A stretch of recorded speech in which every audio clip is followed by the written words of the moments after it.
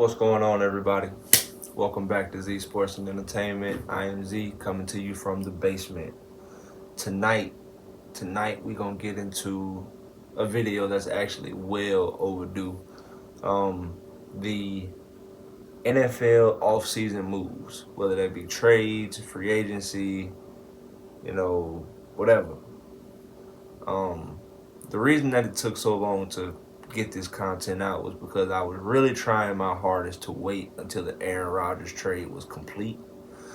But the closer we get to the draft, it's starting to feel like that move isn't going to be made until after the draft, and I don't want to have to do off-season moves, transactions, and then you know I wanted it to be separate from the draft. I wanted the draft to kind of be its own entity.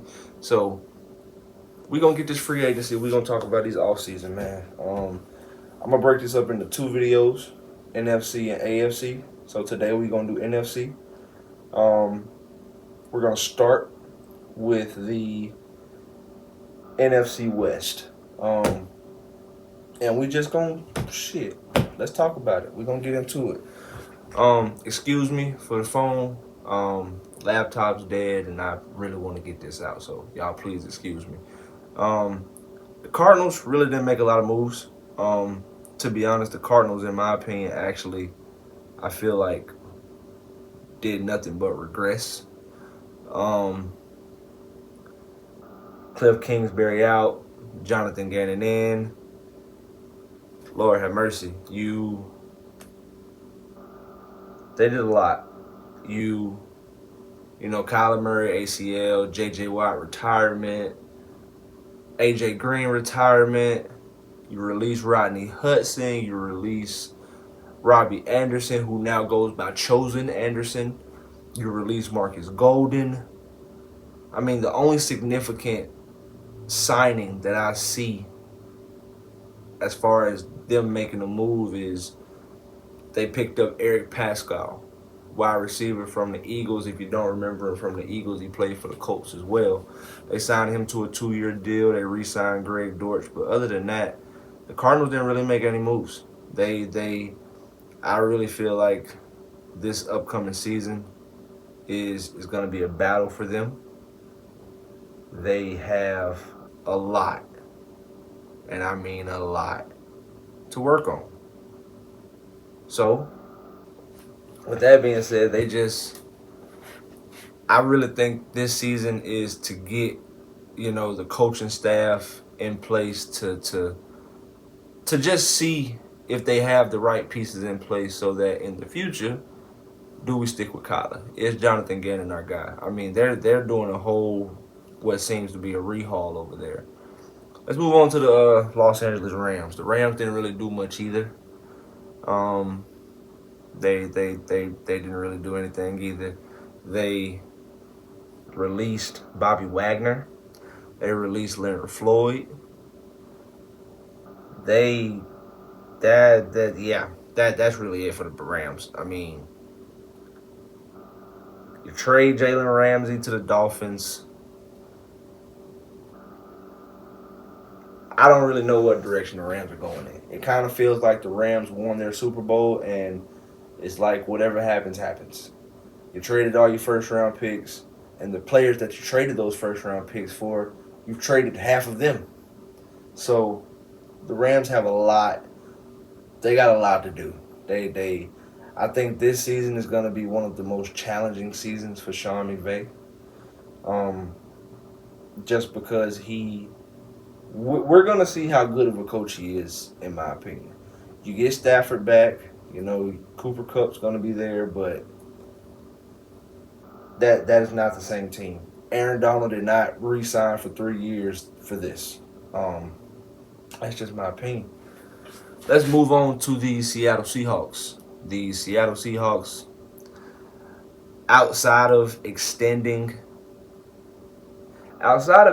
Geno Smith and bringing back Bobby Wagner, they didn't really do that much either.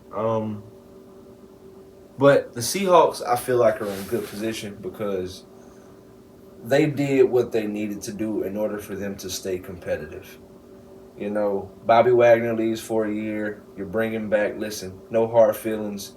We ended up being better than I thought we were going to be. So let's get you back and possibly get us back to the level that we once were. Because the Seahawks got a lot of young studs on their defense between Tariq Woolen, you know, Kobe Bryant. I mean, they got players. The Seahawks are a good team. I think Geno's kind of capped out as far as what he's going to be able to do, but who knows? Who knows? I really like them bringing Bobby Wagner back. They also signed Devin Bush and Julian Love. Those are two huge signings. Devin Bush from the Pittsburgh Steelers and Julian Love, ooh, from the New York Giants. That hurts. Julian Love was one of the top tacklers from a defensive, you know, back standpoint. Putting him on the back end with Quandre Diggs and those young guys is going to be good. Devin Bush, same thing. Pairing him with Bobby Wagner is going to be amazing. I really like those moves. I did not notice those. Man, those are good moves. I like what the Seahawks did. I like what the Seahawks did a lot. Let's move over to the San Francisco 49ers, the last team of the West. Let's talk about some of the things that they were able to do this offseason.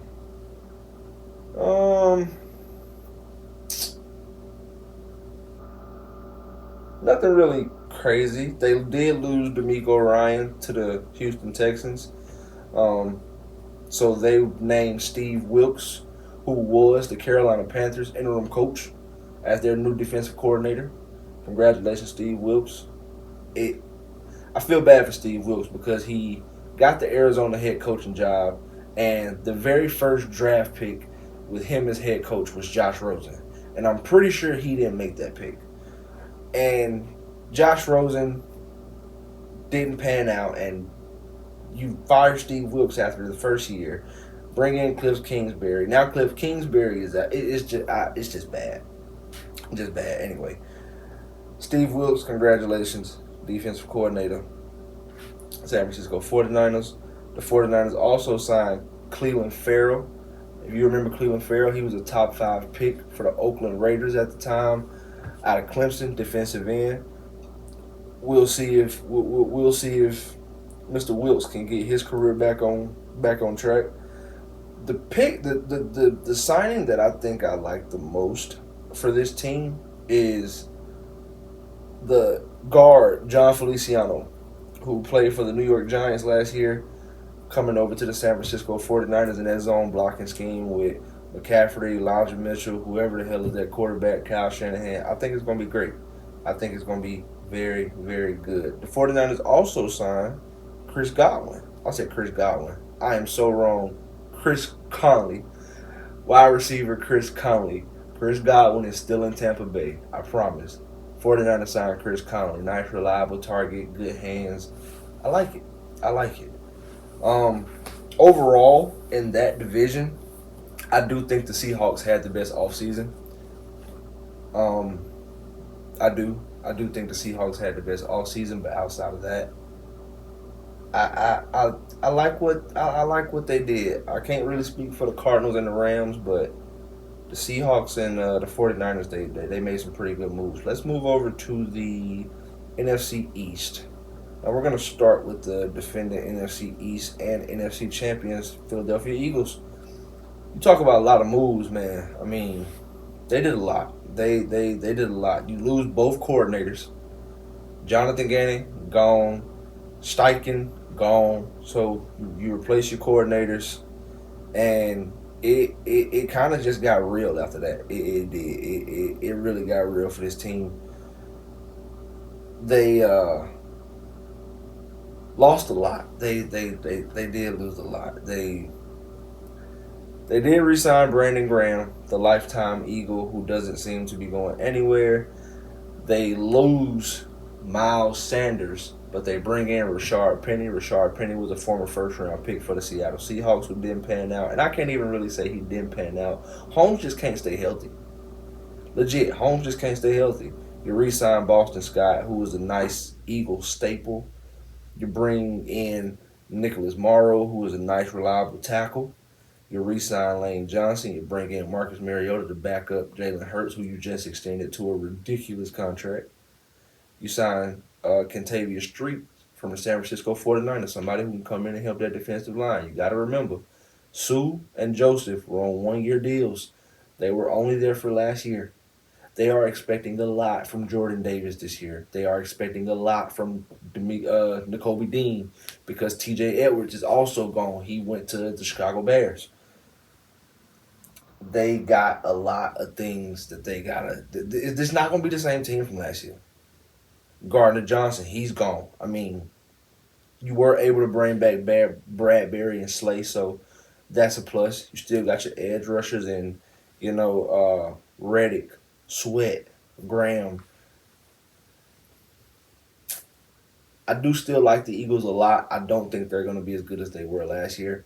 If Jalen Hurts can continue to get better, I think he's the one that can fill in that gap as far as what they lost. But Eagles had a pretty okay offseason.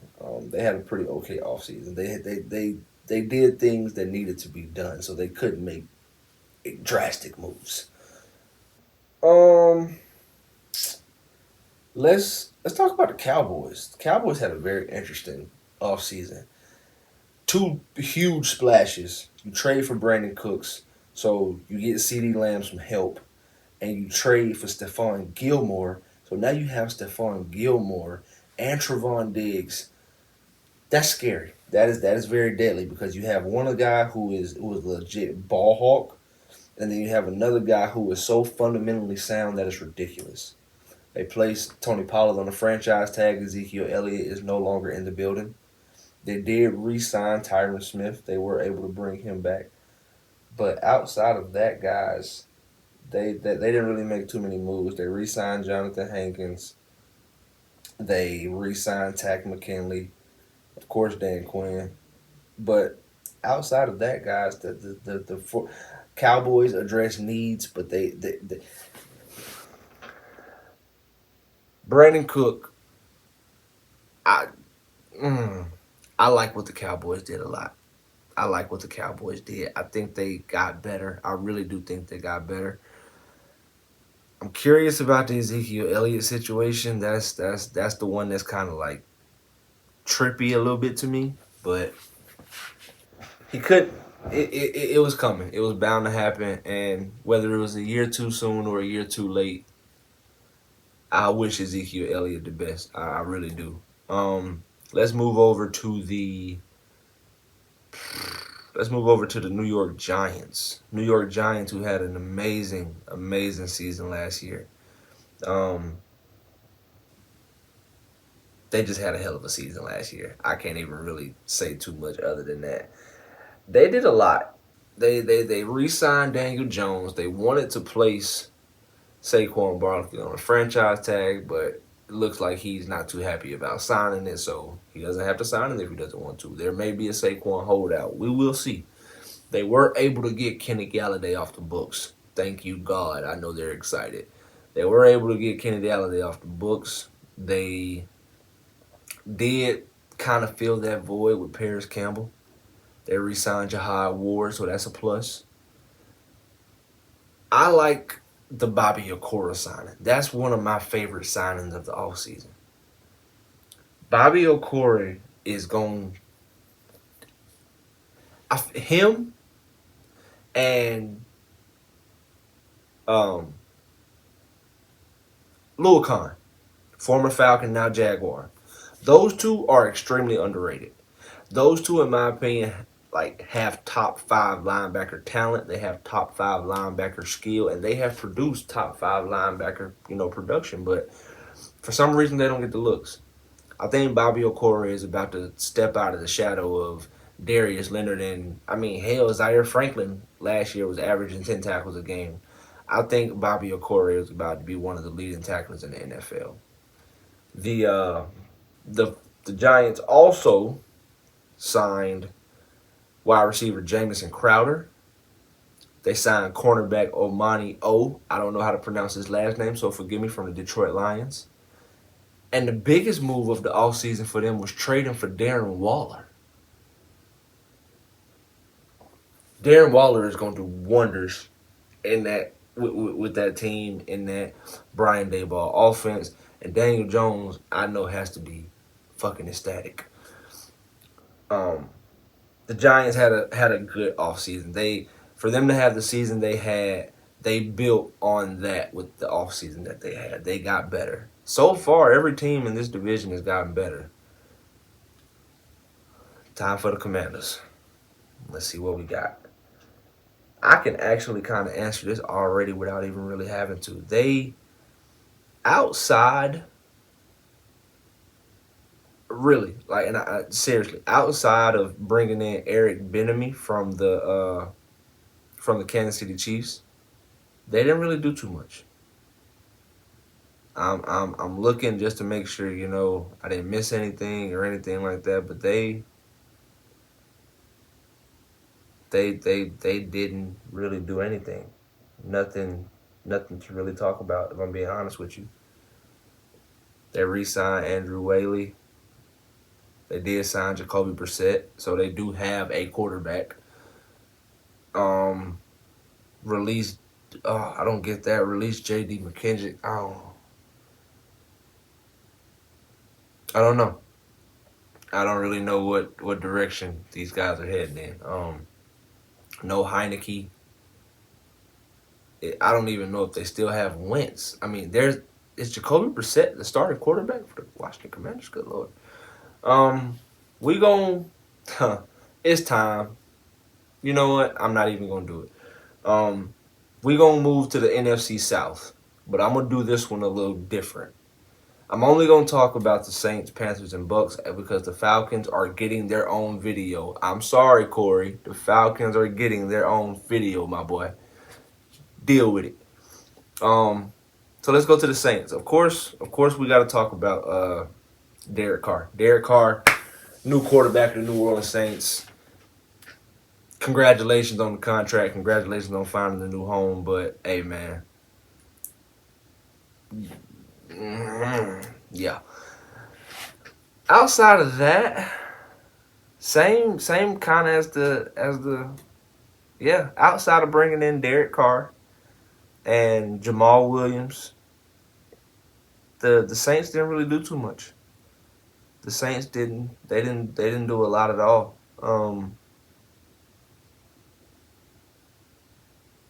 They re-signed Juwan Johnson. They signed Brian Edwards, former second-round pick of the Raiders, former Falcon. It just seems like the Falcons and Saints just flip-flop players. That's annoying. That's really it. Defensive end Nathan Shepard, he can come in and be productive as they lost Amin Yada, but Saints didn't really do too much. They put all their eggs in the Derek Carr basket, and we gonna see if it pays off. Let's move over to the Carolina Panthers. Carolina Panthers, as we know, traded up to the number 1 overall pick, so it's a good chance they're about to draft their franchise quarterback. Matt Rule, Steve Wilkes out, Frank Wright in. And they've done a lot of good things. They've done a lot of good things. To get that number 1 pick, they did have to trade DJ Moore to the Bears.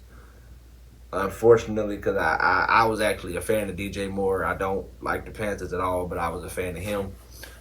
So you lose DJ Moore, but you still got you were able to bring in Adam Thielen. You were able to sign DJ Shark. You still have Terrence Mitchell, who I believe is the slept guy on that team. Terrence Mitchell, I feel, has the ability and the potential to come in and get playing time and possibly be a 1,000-yard receiver. For those of you who don't know, Terrence Mitchell was the number 3 receiver on that LSU undefeated team with Joe Burrow, Jamar Chase, Justin. He was the number 3 receiver on that team. And the only reason he wasn't the first-round pick is because he was in the shadows of those guys. And the only reason a lot of you don't know his name today is because he's been in the shadow of DJ Moore. Before that, Robbie Anderson. I think Terrence Mitchell is going to get his shot. They also signed Miles Sanders. They also brought in Hayden Hurst. They are putting good pieces around whoever they plan on drafting at quarterback. Signed Damiere Byrd, speed. Signed Eric Rowe. cornerback who's nice. Wow. Defensive end Henry Anderson. They signed defensive tackle Shy Turtle. They've done some pretty damn good things, and this is very annoying because I'm gonna have to see them. They also brought in Jim Caldwell. That is great for whoever the quarterback is going to be. Jim Caldwell is an amazing coach. I love what the Panthers have done, but I hate it all at the same time. I hate it. Um, we're gonna move on to the Tampa Bay Buccaneers. We're gonna move on to the Tampa Bay Buccaneers, and I am very happy about this one because nothing to report. They fired Brian Leftwich. Don't understand it. You trade Shaq Mason to Houston. All right, Tom's gone, so you have no reason to be here. Levante David he re-signed for a year. You brought in Chase Edmonds. You re-signed Jamal Dean and Anthony Nelson. It kind of just looks like a turning of the guard for the Buccaneers. I mean, release Leonard Fournette, release Cameron Brate. It just seems like everybody that was a part of what that Super Bowl team, was is gone. You got Baker Mayfield, who's supposedly going to be in quarterback competition with Kyle Trask. If you don't know Kyle Trask, he's a Florida product. I think he's going into his third year, I believe. Yeah, yeah, he's going into his third year. Um, Outside of that, the Buccaneers didn't really do anything. As of now, Devin White has requested a trade. The Buccaneers are looking like they're heading back to the Buccaneers of the days of like Josh Freeman. So we'll see. We will definitely see how that turns out. Like I said, if you're wondering why I'm not talking about the Falcons, it's because they are getting their own video.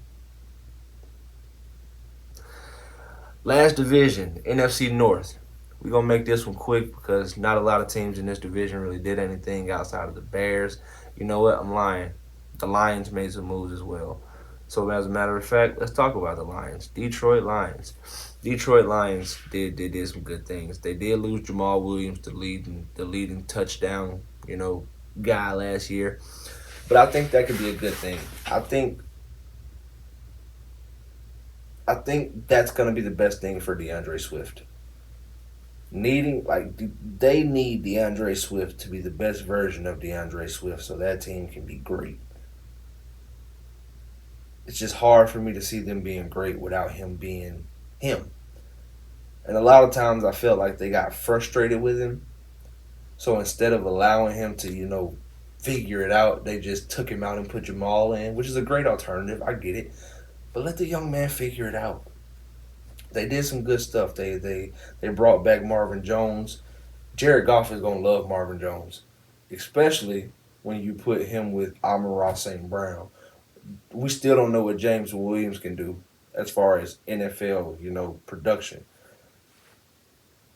I like this team. I like this team a lot. I do. They brought in David Montgomery.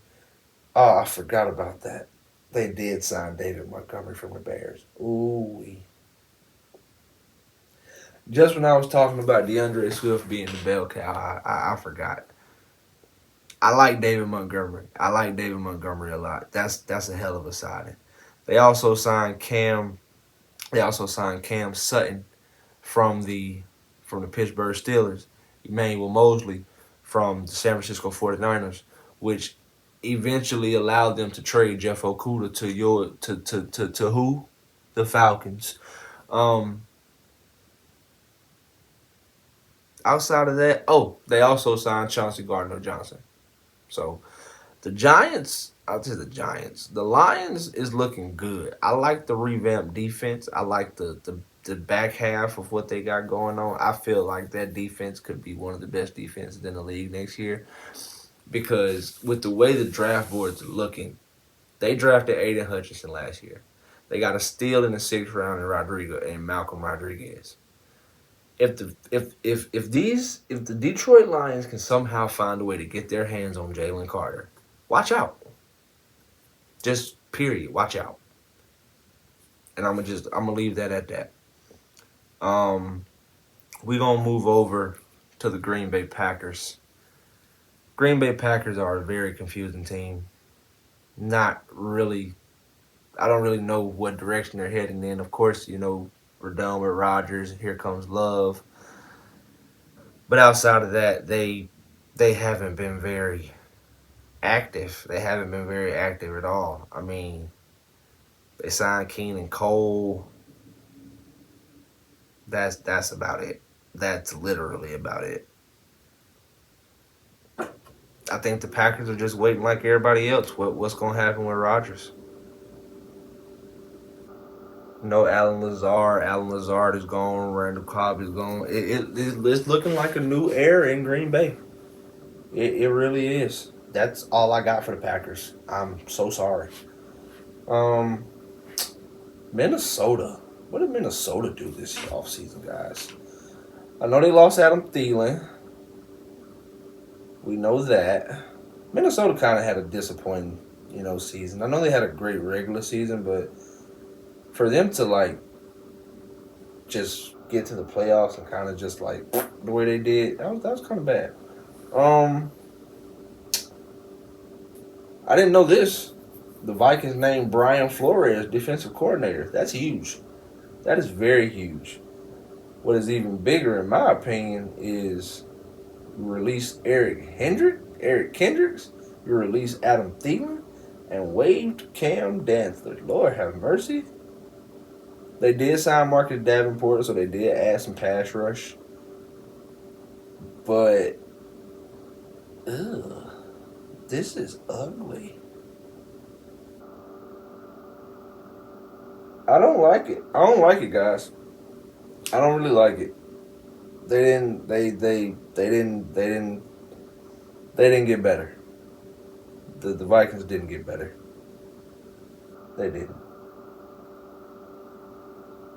I don't see it. I don't see it. And I'm going to just leave it at that.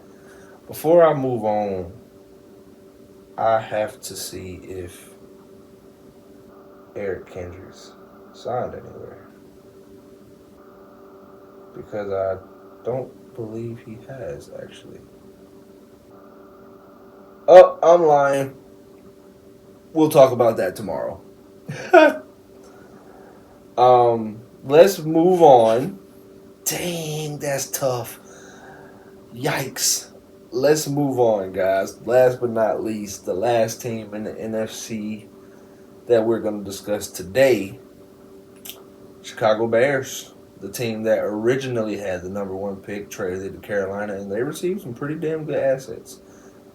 They did. They've been very, very busy too, boy. Good Lord. They bring back St. Brown. Great. That's beautiful. That is beautiful. Beautiful.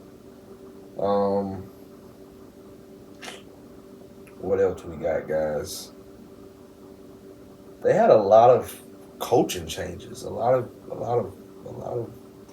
coaching changes.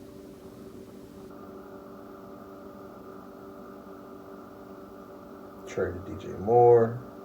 There we go. Signed defensive tackle Andrew Billings, defensive end DeMarcus Walker, quarterback PJ Walker, middle linebacker Tremaine Edmonds and TJ Edwards. Good Lord. Hoo-wee. Signed running back Deontay Foreman. I want to give a shout out to Deontay Foreman. Coming out of Texas, I just knew he was going to be like a guy. But for him to bounce around the way he has, and then once the Carolina Panthers trade Christian, for him, I got a lot of respect for that dude. I like what he can do, and I really hope he gets the chance to do his thing. Probably my favorite signing of this team, honest to God, Robert Tonyan. You lose Cole Kmet, you get Robert Tonyan. I personally feel like that's an upgrade. Robert Tonyan is, I think, a year removed from having 10 touchdowns. He was one of Aaron Rodgers' most reliable targets when he was on the field. If he can be that same thing for Justin Fields, hopefully Eberflus, I think that's his name, Eberflus. Hopefully Eberflus can figure out how to use him. And the biggest thing for the Bears is getting, like, you got to be able to. Justin Fields needs help, period. You got Mooney, you got DJ Moore, you got Robert Tonyan, you got in Equinius St. Brown. I said that wrong. I know I did. You got St. Brown. You got Khalil Herbert coming out the backfield. You got you got Deontay Foreman. I have no idea what's the status on Tariq Cohen. I haven't seen Tariq Cohen play football in so long. I don't know if he's even still on the Bears roster or what. He is not. He is not. He is a wow.